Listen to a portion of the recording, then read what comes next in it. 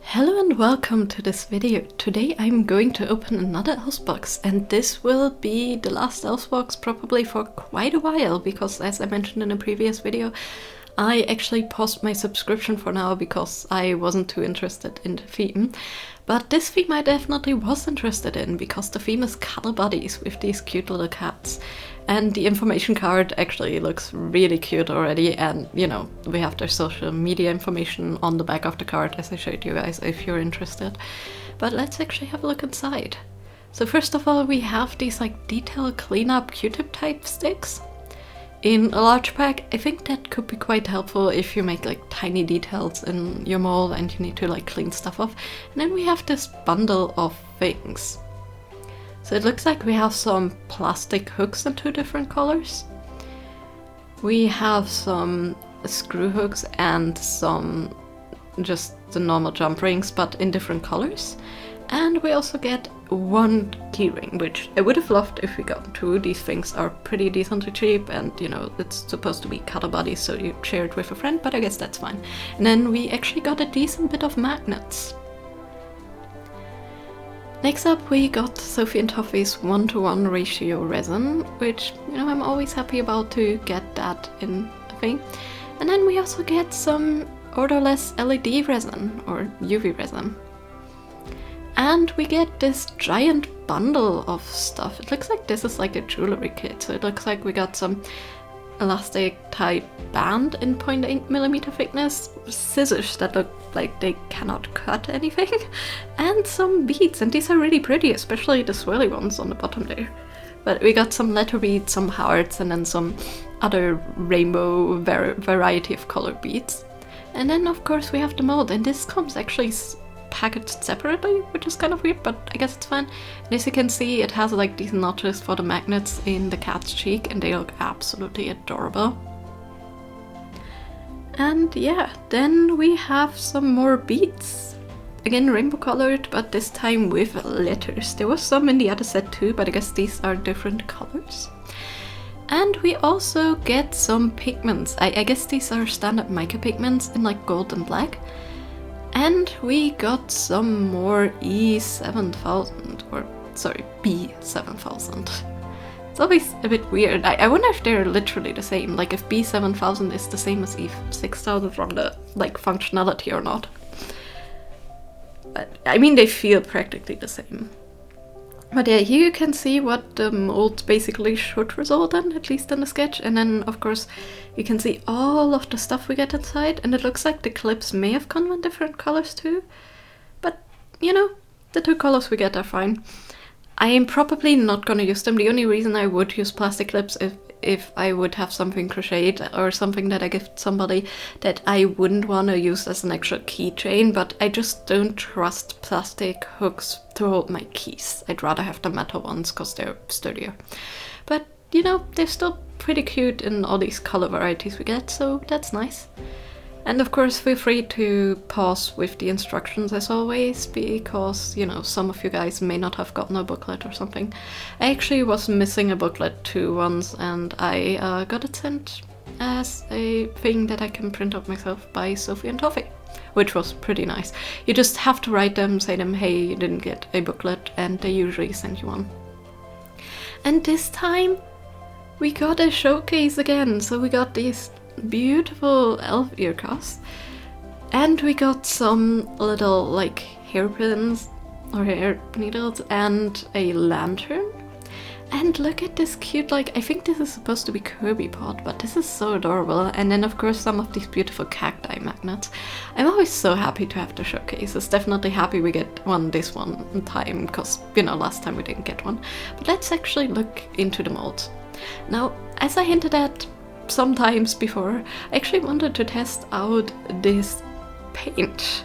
So as I said before, it's way too thin to paint something, but I had the feeling that like putting it into a thicker layer and having it dry thinner in the mold may actually work pretty well.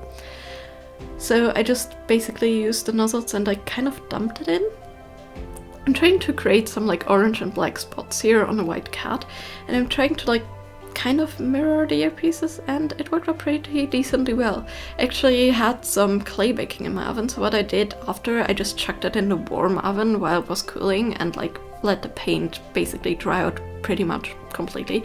What you want to always do is you want to let your paint completely dry if you do any of that in the mold, because it may react weirdly with your resin because it's water based, and it just may not get the results you want. So always let your paint dry out quickly and like really thoroughly. And the oven really worked out well because silicone, you know, is heat resistant, so it will not do anything to it in the oven. I noticed that this mold doesn't really have any grooves to like keep the things in place, and it's a very soft silicone, so it was moving around quite a lot. I tried to position it pretty accurately, and even with the rubber bands I struggled quite a decent bit. Now, actually I'm using one of the self-made sticks here from the other kits, and yeah, it worked out pretty well in mixing in the colors and all that. And the pigments I'm using, these are like these cream type pigment, like more liquidy type, like almost like oil paint type pigments that are matte. I wanted to try out some matte pigments since the mold is also technically a matte mold, at least it looks like it. So yeah, I'm using this white and this black, and I'm making sure to fill it from pretty high up to not get any air bubbles, because there is some details in the like nose and ears and stuff that I'm worried that are not gonna be captured that well if there's air gaps. And I'm not filling them all the way, I'm trying to tilt it a little bit to get that out, and then I'm using a little stick to like force them out a little bit. Now I should have turned around the stick, but yeah, I didn't. You can see here I wiped it, but that wasn't enough. I did get some like black in places that I didn't intend it to, but it's totally fine. It actually blends in pretty nicely. But yeah, afterwards I'm just topping it up and then wiping off the excess. And then if any air bubbles rise, I actually torch them. I like waited half an hour, torched the air bubbles, and then just let it cure. And now it's time for demolding. Now there wasn't any resin leaks at all, luckily. The only thing that like was from when I swiped it off the side, but I immediately noticed that the cats are definitely a bit misaligned on the side. I think it will be fine, but like the ears halfway misaligned, and so are like of course the back parts and stuff. The cheeks seem to be fine, at least from where they make the mold seam. It seems to be that they will sit flat, but yeah, there's gonna be a lot of trimming from the flashing. And with this mold you definitely want to be very careful with how you press this together, and you definitely want to use rubber bands there. And make sure they're decently tight, but not so tight they squeeze it. I think they could have used a bit of a like thicker silicone to make it a bit more sturdy and like line up better. But yeah, after I did some trimming with my knife, I decided to place in the magnets, and all I did was pre-score the holes a little bit with my knife just to make sure the glue holds, and then I used some of the B7000. And I actually found that the magnets are decently strong, so I held it against the face with the glue still inside the hole, and I like basically made sure that they're opposing each other so that, you know, when you put them together they actually magnetize together. And while that was drying, I painted the eyes. I decided to go with an orange with like yellow highlights for the little orange and black spot cat, and with green for the black-eyed cat. Now I should have painted the white of the eyes beforehand, because I definitely messed that up a little, but I think it's still fine. And then when I painted the nose on the white cat, I got a little bit on the face, and I didn't want to clean up as well because it's a matte texture, but it was fine since we already have some black in places that wasn't supposed to be. And then all I did was just use some UV resin to fill in the gaps, and then I added highlights to the eyes. Next up, it was time to drill the holes in the top. I actually wanted to do this first and then varnish the eyes, because I wanted the paint to like really be dry. Usually when you varnish acrylics, you really want to wait.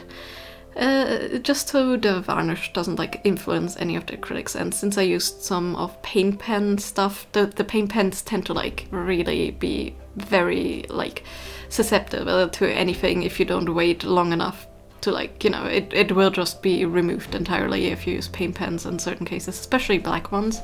But yeah, I didn't want to take the risk, so I let it dry, put in the little twisty hooks and just, you know, then varnished it. And I just used a basic high gloss varnish. You can of course always use UV resin, but I don't like to, you know, cover my brushes in it.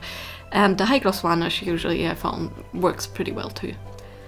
And then I added some beading because I thought this would look pretty cute, so I added some blue and white to the black cat and then some orange and white to the orange, black and white cat.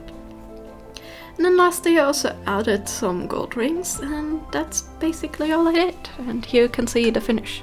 I also picked out some charms in the end to add, but I didn't film that because it was just very simple fastening them. But yeah, overall I have to say this turned out really cute. Again, not too happy with how hard it was to align the mold because this mold is absolutely adorable, but I think overall this is a nice project. You know, you can sit down with a friend, you can each like decide on the colors of your cats and then pour your respective cats, or you can make it for a friend and, you know, give them the cats or one of the cats as like a friend charm, or you can keep them both and just have multiple different keys on different cats. The magnets are definitely strong, and they need to be if they want to go through the UV resin, but they're not too strong to, like, you know, magnetize too much to anything. And, you know, the cat faces will magnetize pretty decently together if you sit them down or if them hanging, but if you pull them it doesn't take too much force to pull them apart, which I think is quite ideal. I guess these are meant to, you know, work kind of together, but they're not meant to like permanently stick, so it doesn't mean that they will mess up if you like use multiple on like like key hooks or something, that they will like all stick together and like rip each other off. So that's perfect. And of course I love the beads, and you know, we got some pigments that are quite useful. All of this different resin, you know, you can actually color the UV resin and like paint it on as like a shell and then pour the cats. That also should work pretty well, and you can just basically make some friendship bracelets or something with the rest of the supplies, you know. We got so many beads, and I think they have some really lovely colors. I think everybody can find something. And they're plastic, which I'm actually pretty happy about. Wood and plastic beads, or like real stone beads, are always really nice because I know a lot of people that react to like fake metal stuff or like any kind of metal jewelry, and I think just some of these plastic beads, they can have such nice and vibrant colors like the swirly ones. So yeah, super happy overall with this box. I think this was a great box, you know. You got a project, you got like several of the tools you need to complete it. And I also think like the detail cleanup things, I think you can use the bag to do like smaller amounts of like resins and like resin pigments and stuff, so I don't think like the plastic is wasted on them. You can just, you know, use them for multiple purposes. So yeah, overall this was an amazing box in my opinion. But let me know in the comments down below what you thought of this box. Did you like it? Or did you actually not like it? Or did you not get it at all maybe? But yeah, as I hinted at, this will be the last Sophie and Toffee box for quite a while, but I will still do resin projects. I have a lot of molds accumulated over the years that I will be using, so you will definitely see more resin projects under the years. Just not these boxes for a while, until they come out with a theme that interests me again. But anyways, as always, I hope you have a great day and I hope you had enjoyed this video. See you next time. Bye bye!